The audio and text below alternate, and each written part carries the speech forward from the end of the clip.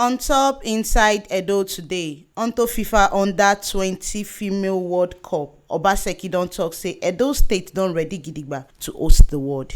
Edo State Governor Godwin Obaseki don talk say Edo State don ready host the world for Edo State.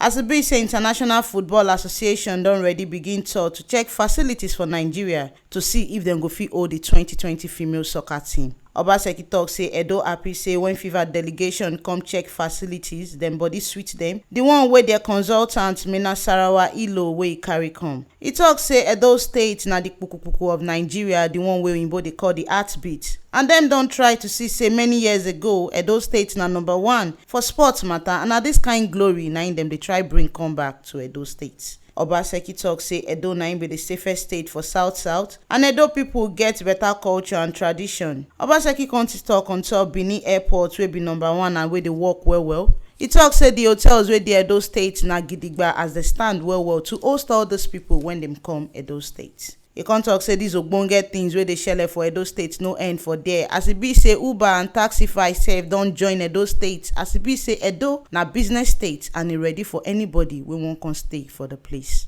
Governor Obaseki talk say the work wey dey shele for Samuel Ogbemudia Stadium go soon finish, as other work for sports facilities sef dey waka well.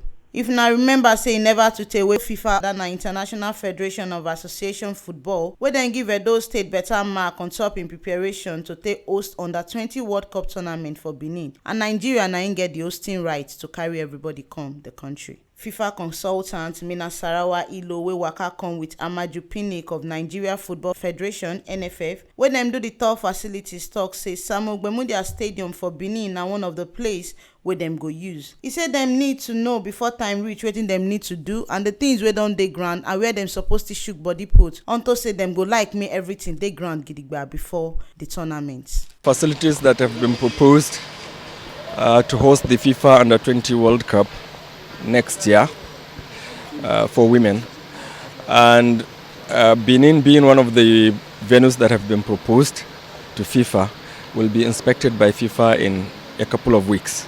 So we have come here to see exactly what is on ground, see the progress of work, see whether adequate preparation has been made to accommodate all the required facilities and spaces, and basically look at the other necessary facilities, the referral hospital, the hotels, and the airport, and such other things that are necessary to host a successful event. Not just me, anybody that has come here would give you the same opinion. It is absolutely breathtaking.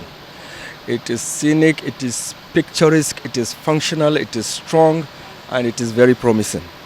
I believe that this will be when it is finished, one of the most functional arenas that we have in sports in this country.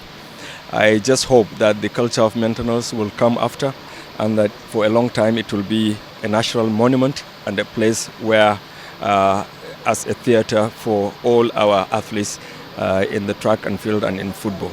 On top these ogbonge preparation for female Under-20 World Cup wey Nigeria dey host, and Edo State na part of the state wey get the facilities wey dem wan use, na im come make hotel owners, transporters dem give gbosa to Obaseki administration, saying government get wetin dem go fit take host the sport. One hotel owner talk say as dem dey come, say dem ready as dem dey hospitality sector for the state to welcome dem, as Edo State government don do better to invest well for sports deve and the renovation of Samuel Ogbemudia Stadium to make am world class. E talk say the work wey Edo State government dey do for infrastructure don help dem wey dey the hotel business make dem upgrade their own facility reach world class standards, so when all these people come, dem body go fit cool and settle down for Edo State. Taxi drivers sef wey sef dey part of the taxi service wey Edo State dey do, talk say the road infrastructure wey Governor Obaseki government dey do for Benin don show say Edo State ready gidigba for business, and dem happy with all these developments wey dey shele. E talk say this one go help the visitors wey come Edo fit go anywhere wey dem wan go, as Edo State get ogbonge road we go fit carry dem waka. Na here we see the better tori reach on top wetin shele for inside Edo today, as e be say unto the Under-20 Female World Cup, Obaseki don talk say Edo State ready gidigba to host the world. make una no forget say dis ogbonge informate on top wetin shele for inside Edo today na T Live Media na im bring am come for una. And to continue to dey get all dis ogbonge informate, so make una no forget to like, subscribe and comment for our YouTube channel for T Live Media TV. Now fit still follow us enter Facebook to like and follow our page for T Live Media. And we still get website wey una fit log on to, that na www.tlivemedia.com to dey get ogbonge informate.